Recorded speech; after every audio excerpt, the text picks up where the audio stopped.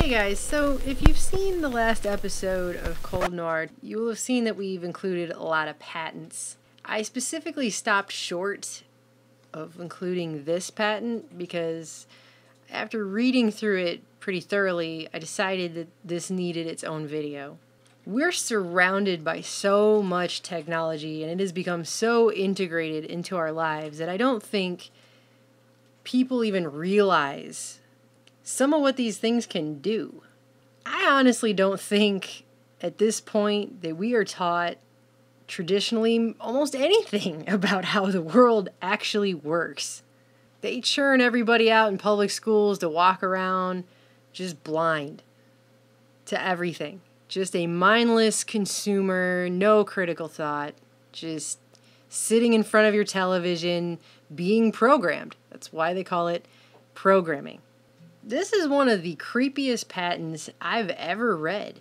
And it's a real this is the thing. This is, I mean, you watch sci-fi shows and horror movies, and oh, that's scary for 2 hours, but you read something like this, and then you just start thinking about how everything really works. I mean, we've not been told. We haven't been told how we work, okay? Let alone how everything else does. And then you come to something like this. So I have had this patent in a folder printed off for a while. I've been meaning to talk about it. And then I saw recently Richie from Boston covered this actually. And I was like, wow, that's kind of rare that he got this sent to him too.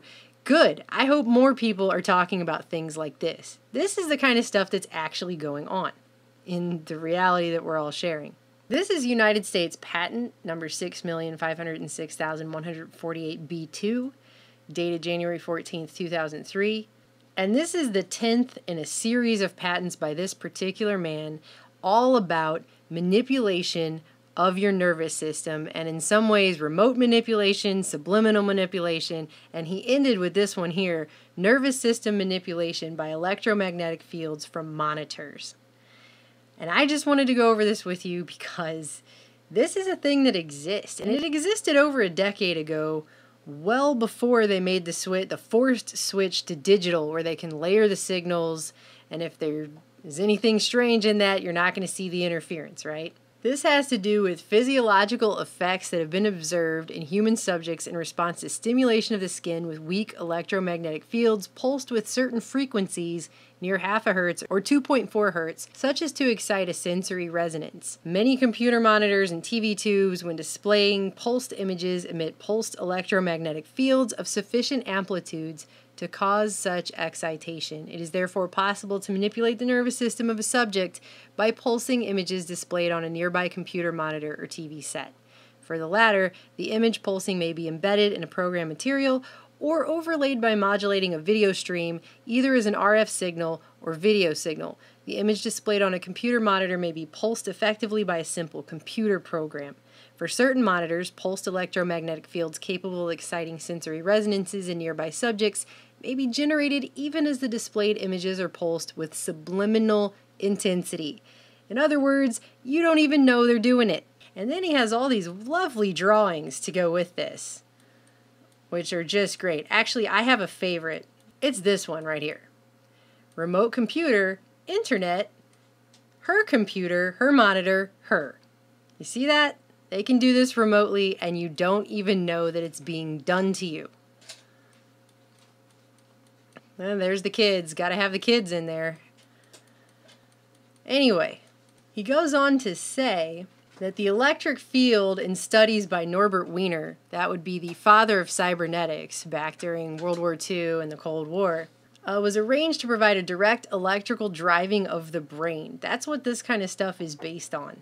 And he goes on to say that it's been found that indeed physiological effects can be induced in the manner by very weak electric fields if they're pulsed with a frequency near half a hertz. The observed effects, which is just the ones they had for this particular patent, include ptosis of the eyelids, which means your eyelids close and flutter, relaxation, drowsiness, the feeling of pressure at a centered spot on the lower edge of your brow, seeing moving patterns of dark purple and greenish yellow when your eyes are closed, a tonic smile, a tense feeling in your stomach, sudden loose stool, and sexual excitement, all depending upon the precise frequency used and the skin area to which this field is applied.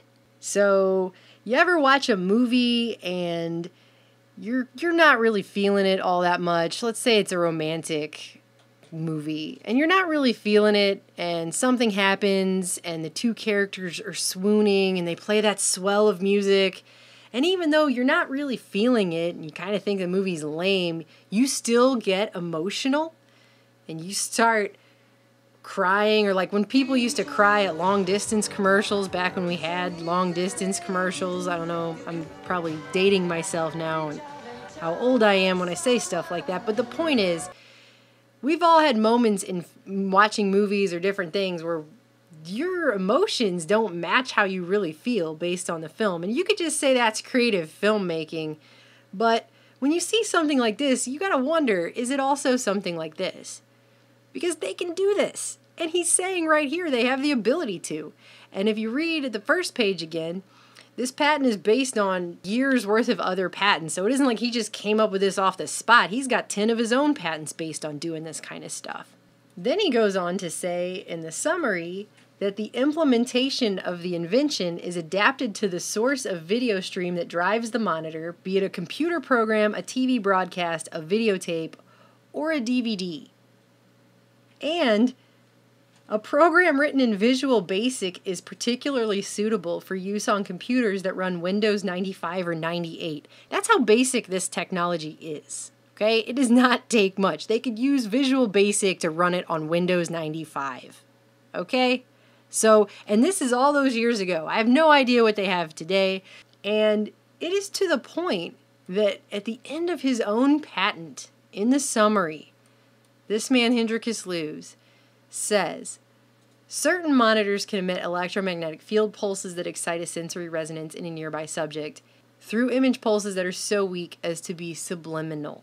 This is unfortunate since it opens a way for mischievous application of the invention whereby people are exposed unknowingly to manipulation of their nervous systems for someone else's purposes. Such application would be unethical and is of course not advocated. It is mentioned here in order to alert the public to the possibility of covert abuse that may occur while being online, while watching TV, a video, or a DVD. I've read a lot of patents actually in my day, and I've never seen somebody warn in their own patent of the covert misuse of something the way that guy just did in his own patent. What makes it even more disconcerting is when you look up information about this, and other people have looked up because they've seen all these patents and they went, what the hell? And if you go look at his history, it becomes much more disconcerting that he's coming up with these things. It wasn't like he just thought of this by himself and randomly came up with it. This is a guy who during the 50s was working with Plasmodine Corporation and then Douglas Aircraft's Advanced Research Department. Douglas Aircraft, of course, linked to Lawrence Rockefeller, lots of black Cold War projects going on with them. Then he went on in the 80s and started working on government projects as a contractor with the likes of the Department of Defense, the Department of Health and Human Services, and the Defense Advanced Research Projects Agency, DARPA. So that's Hendrikus Lewes, and they go on to say in this article that he had a website called qwave.com, but it's nothing more of a copy of a site. But I actually went back to the Wayback Machine and found the old website that this guy started. And after reading through Are You Sensitive to Electric Fields and the Q&A that he has here, I feel like the guy almost has remorse for what he's created, or he figured out through this series of patents that he put out over the 90s and the early 2000s that he was coming up with something that wasn't actually very good. And so he wanted to warn people about it. And that's kind of what I get, the sense I get from this website of his that he had up at the time. This is no longer a current website, but back in the day he had this, and he said that depending on these frequencies, relaxation, drowsiness, sexual arousal, he knew he could cause all these things with this program. And he says that electric field pulses capable of exciting a sensory resonance can be generated by small insulated electrodes packed flat in the space of a credit card. So it doesn't take much for this. This can be just put right into the television monitor. It can be put right into your VCR, your VHS tapes. I mean, computer programs, anything. Computer monitors, whatever, right? Since we cannot sense the field directly, our nervous system can thereby be manipulated covertly for someone else's purposes. And then he was selling for rather cheap, $14 at the time, a program that you could buy and put onto your computer, and then you could test it on yourself to see how susceptible you are to this. And that's what his whole website is about. And then under the Q&A section, he's got all of his other patents. And like I said, you have everything here. Subliminal acoustic manipulation of your nervous system, manipulation of nervous systems by electric fields, magnetic excitation, pulsative manipulation. I mean, he's got it all right here. These are his 10 patents. And it ended with this one on monitors. And then he made this website. And the whole thing is just replete with him feeling, I think, pretty badly about what he did. You have to understand, all of these science projects, right? The government has these contractors and they make things and they're very compartmentalized. And I don't think people a lot of times realize, not all the time, some people are just horrible people and they're just in things for bad means. But I think some people actually genuinely think, I'm an engineer, I'm a scientist, I'm doing good things. And they don't even have the foresight to realize what their stuff could be used for and that it could be used against the general public. That's what this patent is, and that's just one. There are a lot of others I'd like to go through. I have a whole thing of patents that I've printed off. I just have never had a chance to get to them all. But this particular one, it blows my mind because people just have no idea. We're walking around bathed in so much electromagnetic radiation right now, background. Human beings have never been exposed to the level that humanity is currently being exposed to in our modern technological age. And we're carrying cell phones in our pockets. We're sitting in front of our computer monitors. We're sitting in front of our television sets. And people just don't have any idea the myriad uses that these things can be put to, all the stuff it can do. People are just blissfully ignorant. They don't know. And I personally don't want to go through life blissfully ignorant. I'd like to be informed. I mean, when I think of this, it reminds me of Videodrome. If you haven't seen the movie Videodrome, it's a very weird, creepy, violent movie, but they said in that movie the battle for the minds of North America would be fought in the Videodrome, and it was about programming that was turning people violent and crazy.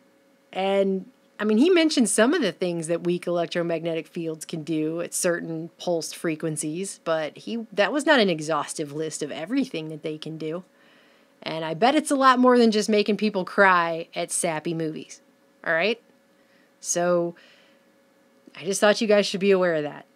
You always get people coming into your videos and they say things like, what am I supposed to do with that information? Well, it's supposed to help empower you to at least know that this is a thing that exists. And so you're not just walking around an ignorant victim. It's not supposed to scare you. It's supposed to empower you. I at least hope that that's what the videos that I make do.